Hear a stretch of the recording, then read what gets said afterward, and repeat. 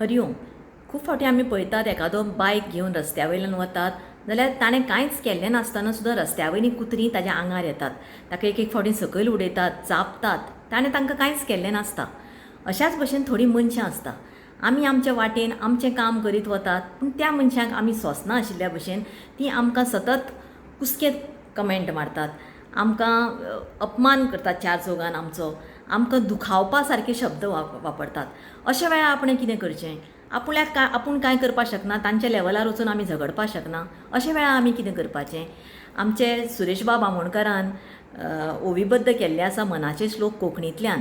So पयलीं हांव जो समर्थ स्वामी रामदासांचो जी ओवी आसा ती वाचतां आनी ताजे फाटल्यान तांची वाचतां.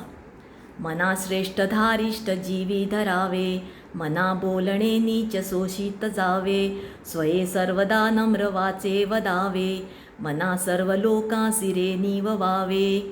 सात्विक धर मना धर तूं, मना वायट उतर सोशीत राव तूं, आपणें सदां नमळ उलोवचें, मना सगळे लोकांक तृप्त करचें.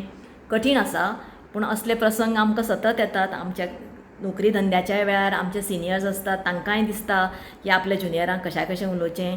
आमच्या कुटुंबांनी आमकां अशीं मनशां मेळटात जीं आमकां सतत तोमणे मारून दुखोवन हें करतात. त्या वेळार ह्यो ओव्यो आसात त्यो सतत आमी याद दवरपाच्यो मनान आनी तशें वागपाक पळोवपाचें. हरि ओम.